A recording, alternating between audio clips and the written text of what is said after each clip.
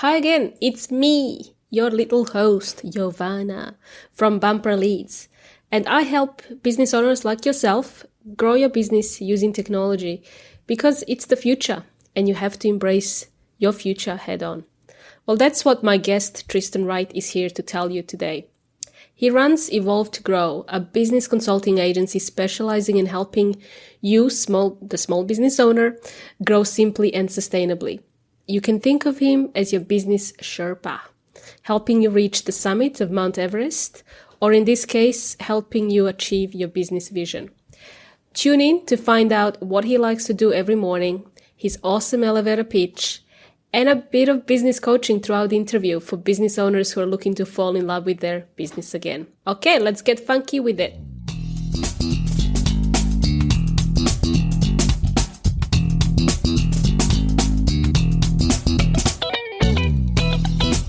So my morning routine, or my ideal morning routine, I should be getting up at about 10 past 5 each morning and heading off to the gym. I do that three times a week, if not 4 times a week. And the reason for that is basically it's getting my blood flowing and active for the days. Traditionally, I've been a bit of a slow starter, and over the last 6 months, I've realised if I'm out at the gym or exercising first thing, it makes my day a whole heap more productive. Oh, it does indeed. I've just started exercising. As you know me, I haven't exercised for 5 years. Yes. And what a difference. Oh my gosh. Exercising just helps clear the mind and helps you be a lot more productive throughout the day and actually enjoy your day. Yeah. So how many times a week do you do that? Do you exercise? So I'm in the process of building up a habit. I'm getting out a minimum of 4 times a week at the moment. Mm-hmm. So typically 3 times in the morning and 1 or 2 times in the afternoon. But it's all about creating good habits, and everything will flow from there. So I'm not trying to change the world overnight, and I know that I'll get up to 5, 6, 7 times a week eventually. Yeah. Oh, fantastic. Me too. I'm trying the same. I looked up some marathons I can do as well, but baby steps. Which one are we going to do together? Together. Ooh, we could do a Queenstown one. I really like the Queenstown Marathon. That sounds good to me. So what month is that in? November. All right. Yeah, I reckon you can do a marathon in November. And at the time of this recording, it's August, and 5th of August, and I have not trained for a marathon. So that really leads me to another question, really, because you're Tristan. For the listeners, Tristan runs Evolve to Grow, which is a business coaching or business consulting company, and he's been helping me quite a lot, actually, in the last 12 months. Or 2 years? How long? Looking back, it's almost 2 years. 2 years. We would have known each other for a good 2 years now. 2 years, yeah, exactly. And I engaged Tristan when I felt like complete burnout. I was traveling, I was working hard, and no exercise, no motivation, ready to give up. And Tristan came in and he just energized and told me, "Hey, Giovanna, when was the last time you had fun?" Good question. So do you want to tell us more about what you do, like the type of clients you work with, and how long you've been working in as a business? So what I'm going to do is I'll give you my elevator pitch, and then I'll quickly tell you why I'm doing it. So I market myself as a business Sherpa. So what I say to people is, would you go and climb Mount Everest by yourself? And 9 out of 10 people say no. Why would I climb Everest by myself? I'd climb Mount Everest with someone that's been there and done that before, get them to help guide me on the way up to the mountain. So I say, why are you going to build your business by yourself? Why would you risk falling off the side of the mountain that is your business goal if you can have someone that's been there and done that help guide you to the top of your own Mount Everest? And then they say, oh yeah, that makes sense. It's going to cost a bit of money, but it's going to help me get me to my goal a lot quicker and a lot easier and safer. As a business Sherpa, I work, or the team at Evolve to Grow, we work with business owners to help them reach their Mount Everest. And the reason I got into that was as you know, my previous business was a sportswear business, and I climbed off. I fell off my Mount Everest and almost didn't make it back. Financial, personal, mental, although so many different issues that I had in my previous business, but I was fortunate enough to get through it with help of others and then eventually sell my business. And now the reason I'm in business is to help others enjoy life, have fun now, live life now. The reason I've got stunted speech at the moment is because I'm looking at Giovanna and saying, yes, you have to have fun in life. You want to own your own business, not have the business own you. That's right. Yeah, and I'm nodding here. I'm just listening, listening and nodding, and everything you said exactly. And I've met, I've worked with other small business owners and even larger businesses. And look, everyone has their own ups and downs. And I like how you have this experience in your running a sportswear brand. When did you start that? It's interesting. I set up that sportswear brand would have been, I'm just thinking, it would have been when I was 23 or 24. Yeah, I was about 23 24 it would have been when I set that up, and it was a 7-figure business by the time I was probably about 27 or 28, I'd say. Yeah. So, and then I sold it by the time I was around 30. Yeah. That's really amazing. Yeah. I often think back going, I had another e-commerce business, as you know, as well. And thinking back when I started compared to my first 100,000, and then the next level, like all these milestones in the business, you have different challenges and different mindsets and things to overcome. Like how did you manage it all? You set a goal, let's say, for 500K, and it's really hard to get to 500K. Then once you get to 500K, that's the new norm, and then you've got to set new goals. So we're continually growing. Now that we look back on it, we look back at our previous goals and think, they were so simple. But at the time, they weren't. It's now because as a person, we've grown and learned from what was happening at that time in our life, and now that becomes the new norm. Mm-hmm. It's like, as you said, climbing the Mount Everest.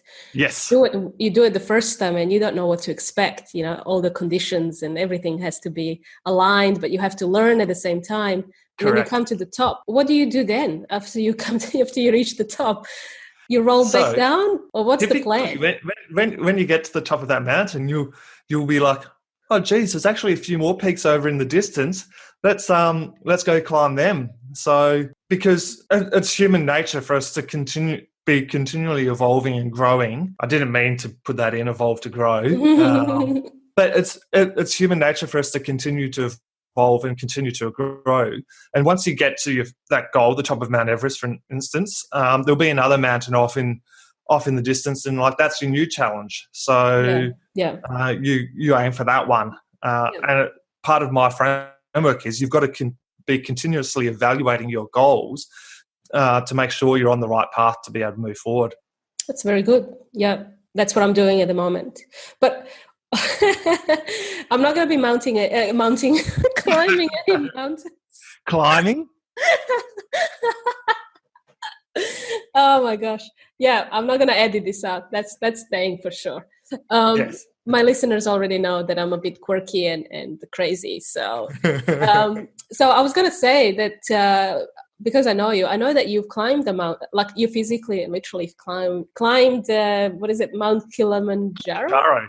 Wow. Mount Kilimanjaro last year, and it was the toughest thing, both mentally and physically, that Erin and myself have ever done. So, and we wouldn't have got half the way up if we didn't have people there supporting us. During the day, it was 25, 30 degrees Celsius, and overnight it was getting to -20, -30 degrees. Wow. Shit. So, yeah. And then we had snow, and then during the day, and then altitude as well. Altitude is fun. Yeah. What do we need to know about the altitude? Because I remember, was it Erin she's feeling she was really impacted by the altitude. Yes. As much as we'd trained for it, we'd never been to that altitude. For instance, the level we stayed at on the first evening was higher than the highest point in Australia. So the higher you go, the less oxygen the less oxygen there is and harder it is to breathe. So altitude sickness is like it's like you're drunk but 10 times worse. I'm not going to go into detail how bad it is. It's probably we'd probably get rated out kind of thing, get edited out. So altitude sickness can get quite nasty. I could just imagine, climbing Mount Everest, what that would be for somebody who's not trained to go professionally climbing. And it's the same with business. It ends up being like the altitude sickness ends up being your anxiety, your depression, your loneliness, your lack of confidence. Your body just responds in different ways. So you need to train for it and have the people around you. Well, yeah, I agree with you completely. Okay, so we're climbing the mountains, and I was just thinking and envisioning this in the business sense. Like you said, the anxiety is like the altitude, and what about the training element?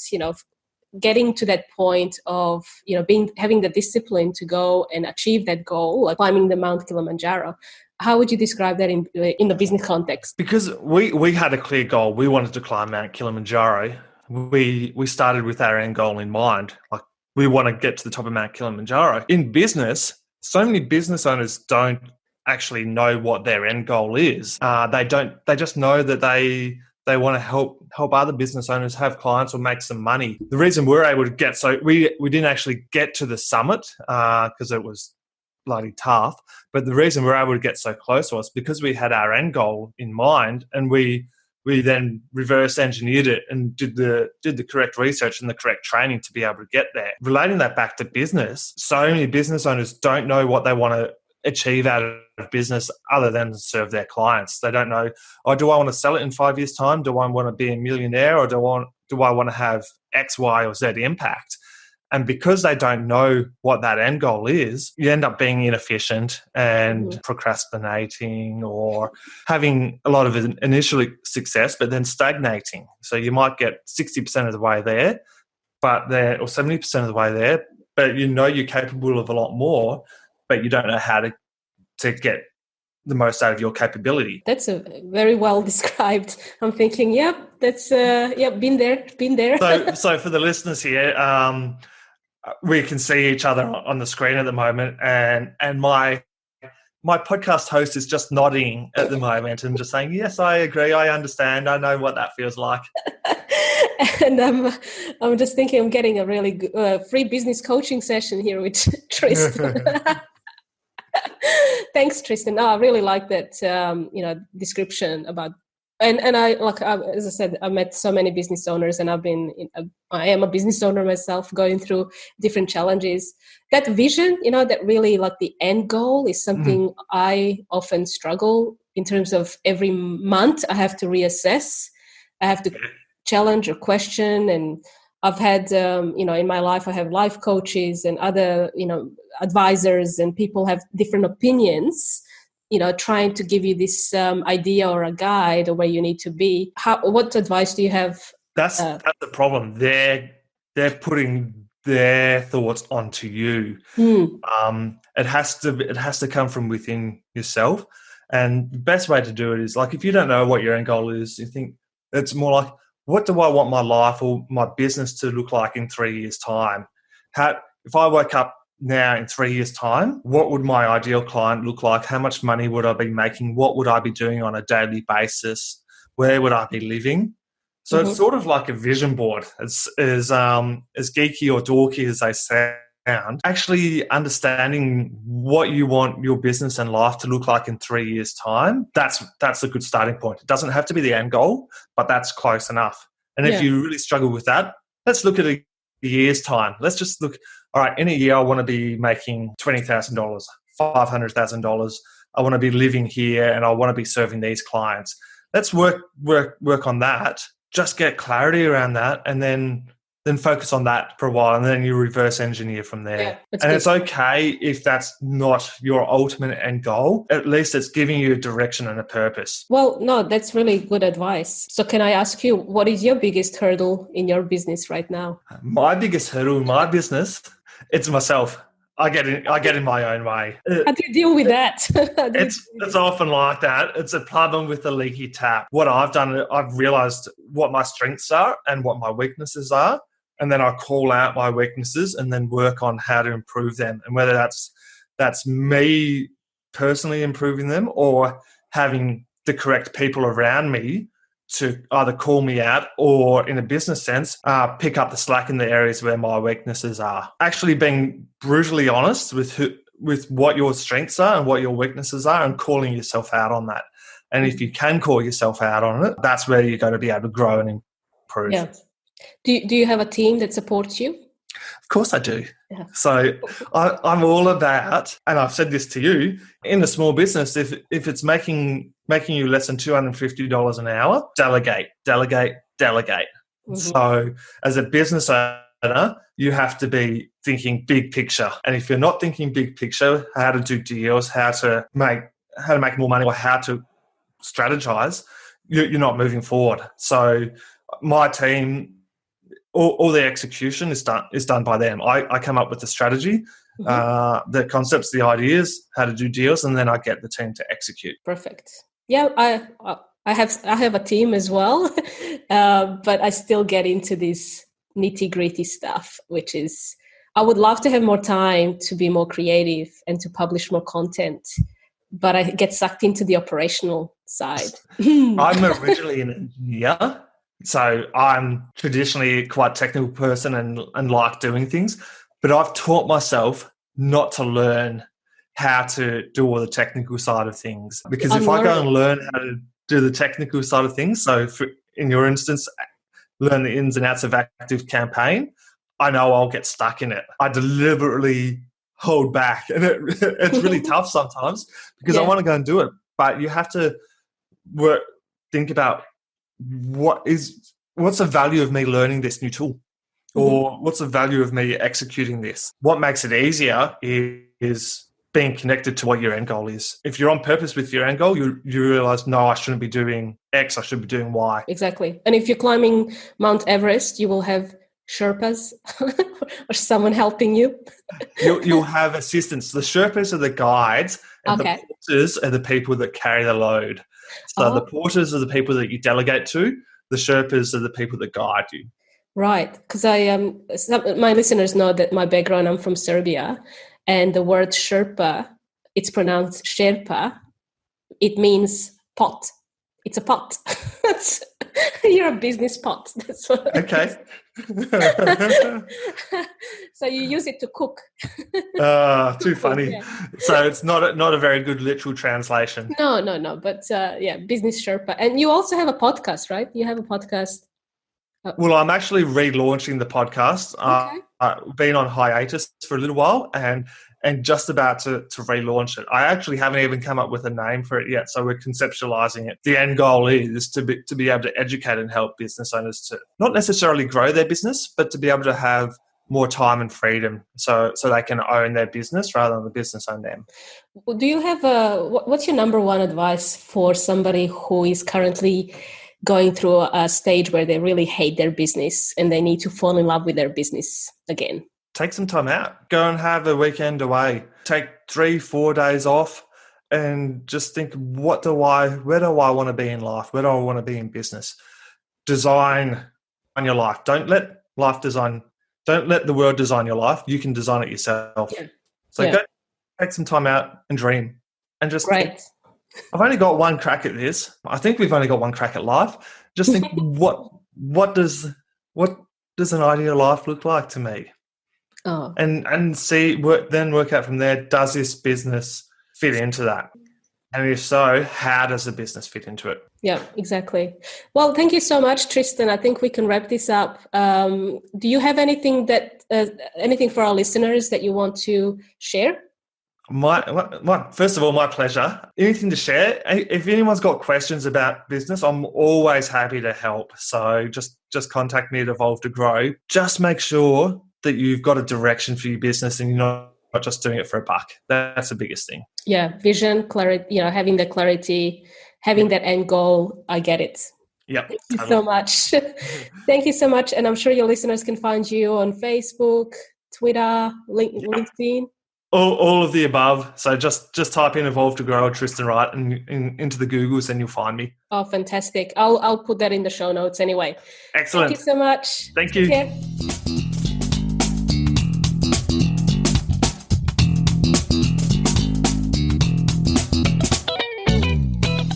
So how was that? Oh boy, this is all a bit of deja vu for me. The talk of doing a marathon with Tristan in November takes me back to Istanbul last year, when I hired Tristan to help me understand what I was going through in my journey. He told me to get out and have fun. And so I did. And guess what? It was the best advice ever. My favorite place in all the travel I did last year is Istanbul. Can't wait to go back there. I was planning to go back actually in 2020 and spend a bit more time over there. See, so his other best advice that I got was to start exercising. This one took a while to absorb, but now that I'm back in Melbourne, Australia, I've got my routine all set. I'm doing Pilates every morning and enjoying my walks on the beach. Will I be ready to do this marathon in November? Let's just wait and see. I really like Tristan's analogy he used to describe his services. He's helping you climb a mountain. If you've never done it before, would you go in all alone? And that is what we do in business all the time, don't we? We think we can do it all, then we get stuck, then we need to find a way out fast. I hope you enjoyed this interview as much as I did and got something out of it. And if you did, just click on the links in the show notes and you can get in touch with Tristan directly through there. And of course, please subscribe to this podcast so that you can stay up to date with every new show. And I'll chat to you next time.